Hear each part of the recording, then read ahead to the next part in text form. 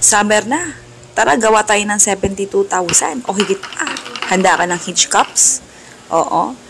Next, sa isang kaserola o glass pot o kung ano man lutuan dyan, meron ka, lagay ka ng harina, tapos isang pakete ng jelly powder. Kahit anong kulay pwede, kung saan ka masaya. Oo. Next, tubig, syempre. 4 cups ang nilagay ko, pero kung gusto mo mas marami kang magawa, pwede gawin mo 6 cups yan. O, diba? Additional idea. Gawin mo na. Haluin mo hanggang sa malusaw mo lahat ng dry ingredients. Ayan. Kahit hindi perfectong lusaw, carry lang. Oo. Walang perfectong tao.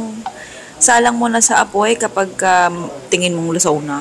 Dutuin mo lang hanggang sa bago kumulo. Oo. Sayang kasi apoy pag pakuluin mo pa. Basta pagkatingin mong lusaw na yung jelly powder, push mo na yan. Hango mo, tasalin mo dyan sa bawat hinge cups. Tansyahan lang pagsalin. Oo.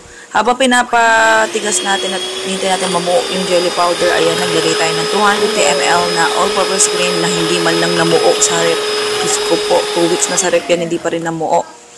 Yung dating brand na ginagamit ko, ang laki na ng pinagkaiba. Oo, watery pa rin siya. Dapat double na yung size niya. Marami na dapat yun.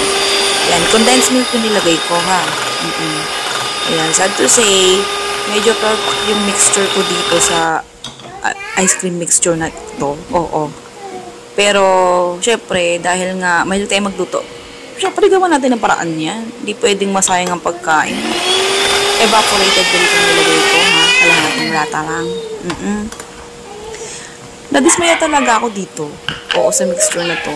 Pero, push pa rin natin. Makakain pa rin yan. Merong mga nagtitinda pa rin na ganyan ng texture. Oo, ano ka ba? Kaya wag kang manlumo kung halimbawang nalulungkot ka at hindi mo magawa yung ibang ginagawa na iba na super creamy at sobrang lapot ng gawa.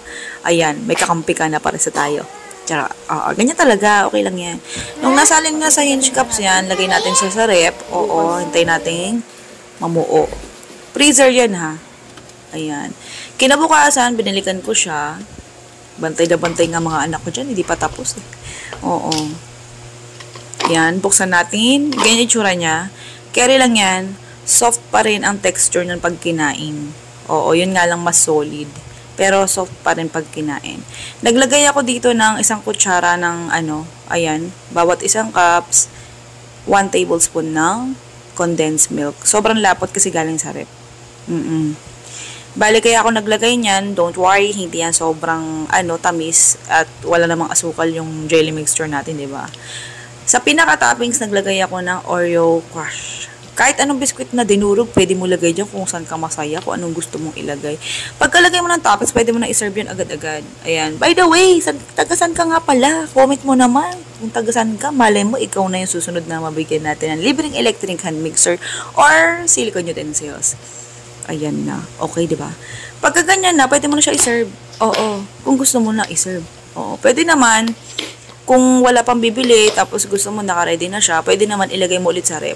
Sa chiller na lang, para medyo mag-soak na yung jelly mo. Kasi sa panahon na to, pag nilagay mo yung toppings, oo, nag-yellow talaga yung jelly. Natural lang yan. Huwag kang kabahan. Makakain pa rin yan.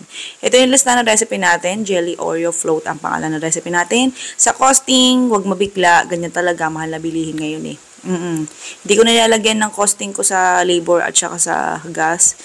Kasama na yan dyan, included na dyan. Oo, sige na, goodbye, good luck. Love you.